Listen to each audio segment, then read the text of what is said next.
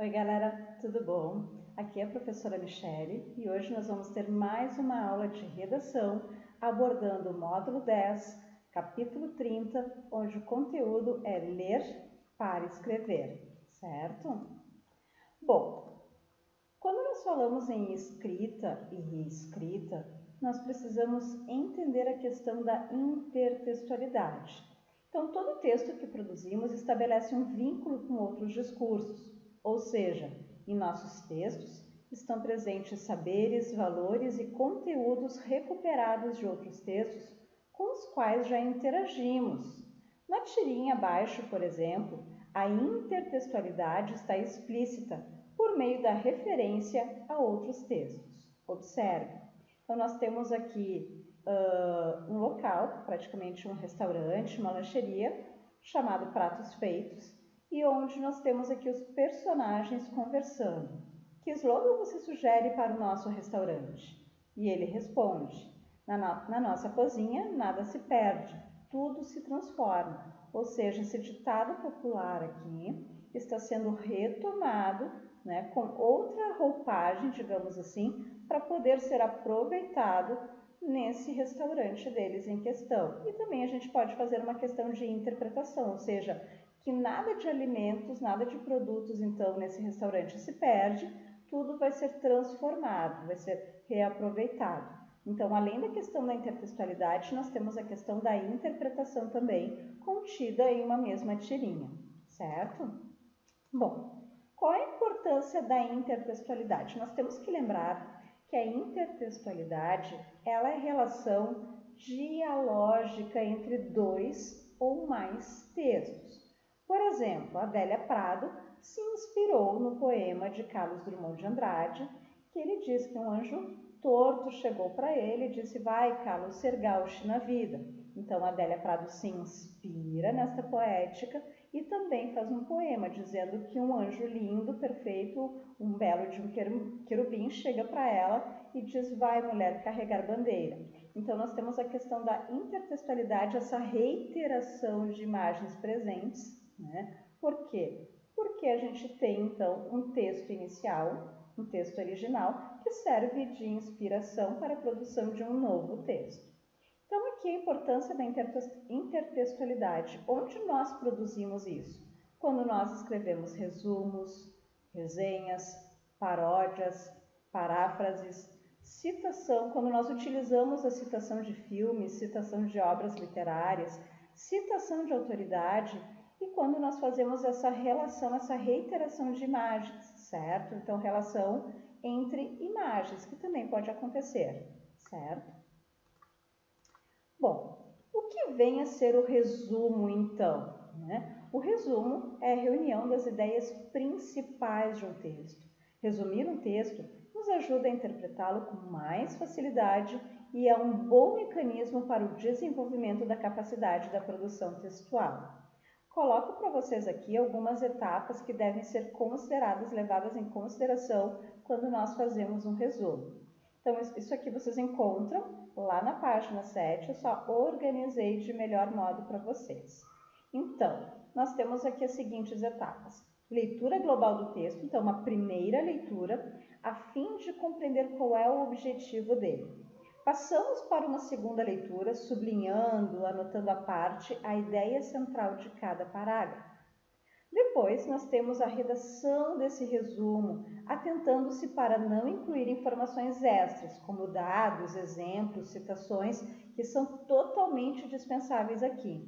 Não incluir marcas de opinião, visto que não é um texto opinativo, né? E também não fazer uma simples cópia do tópico frasal de cada parágrafo. Um resumo, ele não é e nunca vai ser uma colagem de trechos. Eu coloquei, pessoal, eu marquei aqui para vocês a questão do tópico frasal. O que vem a ser o tópico frasal? É a principal ideia contida em cada um dos parágrafos de um texto.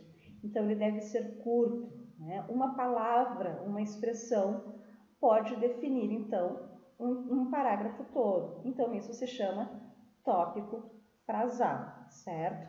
Isso não está lá na página 7, estou passando para vocês, certinho? Bom, saindo do resumo, vamos para a paráfrase. O que vem a ser uma paráfrase?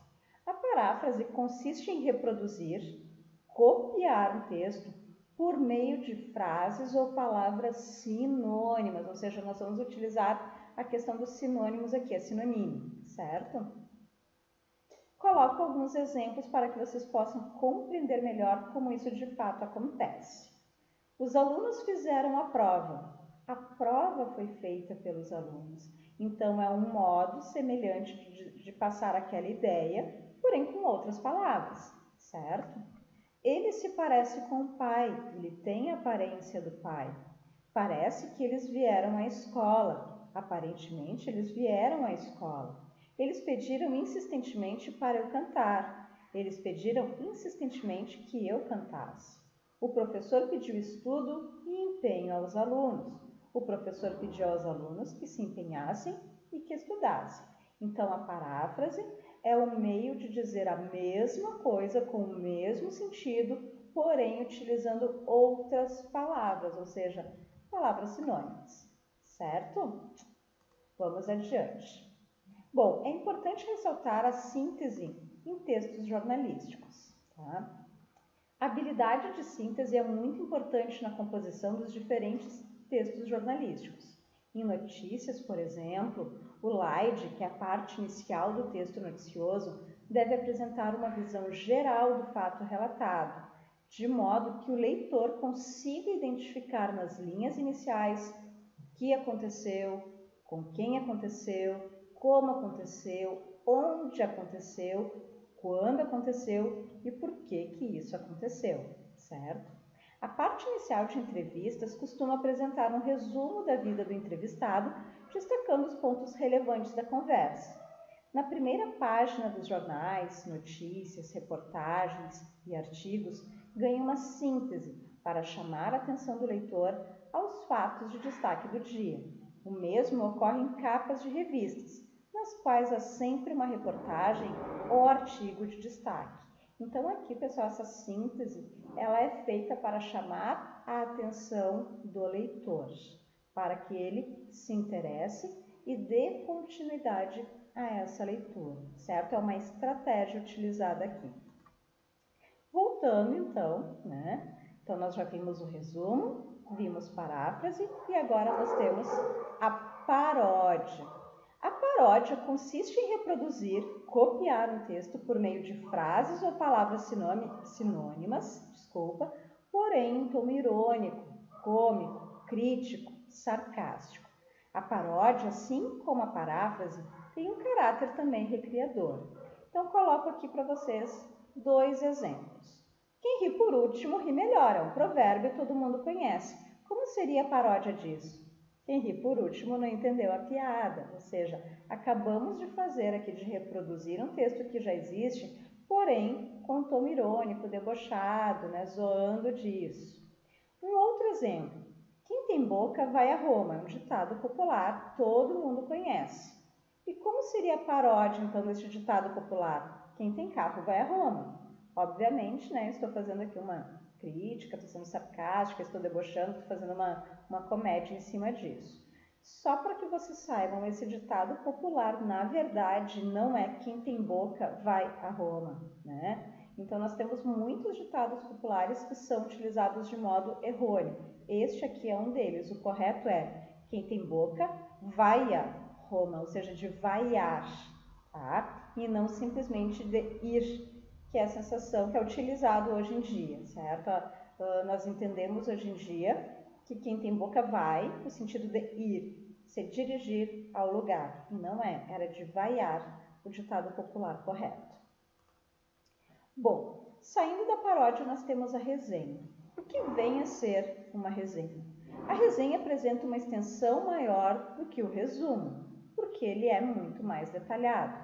Além disso, ele pode conter a opinião do autor em relação ao que está sendo resenhado, é o que se chama de resenha crítica, e isso nós vimos lá no capítulo anterior, no capítulo 29, certo? Em síntese, a resenha é um resumo com detalhes, que pode vir ou não com o ponto de vista do autor. Então, eu coloco como exemplo para vocês aqui, resenha crítica do livro Quarto de Despejo, ou seja, o professor pede que vocês façam uma resenha crítica do livro Quarto de Despejo. Então, vocês vão fazer, digamos assim, um resumo da obra, porém vão inserir dentro desse resumo detalhes. Podem colocar a opinião de vocês sobre fragmentos, o posicionamento de vocês em relação àquilo que está sendo contado. Então, isso seria uma resenha crítica. Deixo para vocês como uma fundamentação, uma busca maior aqui, as páginas 14 e 15, tá? Do nosso módulo 10, capítulo 30. Bom, a intertextualidade no geral, então, para que ela serve? Qual é o objetivo dela? Para enriquecer um texto é possível citar, por exemplo, obras que se relacionem com o assunto sobre o qual se está escrevendo. Esse recurso ele sempre vai promover um bom diálogo entre o texto e o leitor. Então, nós temos aqui citação de filmes. Então, eu coloco como exemplo aqui a lista de Schindler para abordar o tema do Holocausto, da Segunda Grande Guerra Mundial. Então, eu faço essa citação. Então, eu estou fazendo uma ligação entre o meu texto e um filme. Estou citando um filme em questão. Posso utilizar ainda a citação de obras literárias. Então, citar as obras literárias dentro de um texto é um ótimo recurso porque ele sempre vai indicar conhecimento a respeito do assunto, como, por exemplo, citar Dom Casmurro de Machado de Assis. Citação de autoridades ainda. A referência ao raciocínio de pensadores, filósofos estudiosos é um ótimo recurso, pois o argumento de autoridade é uma forma de dar ao texto mais teor de verdade, certo? Ainda nós temos a paródia, que eu já mencionei para vocês, que está lá na página 21 do módulo 30, do módulo 10, capítulo 30.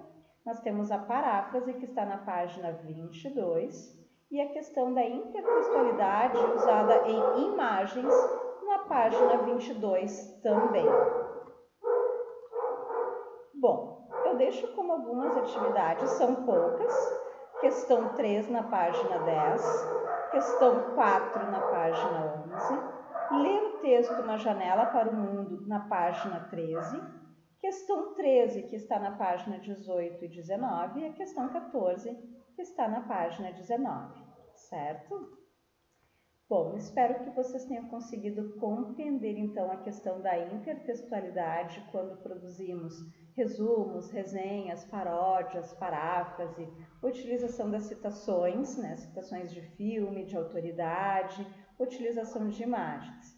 Então, espero que vocês consigam acompanhar este vídeo utilizando o módulo de vocês certinho, capítulo 30, né? E busquem outros conteúdos lá no meu canal, o canal da Prof. Mimi. Certo, gente? Beijo e até a próxima.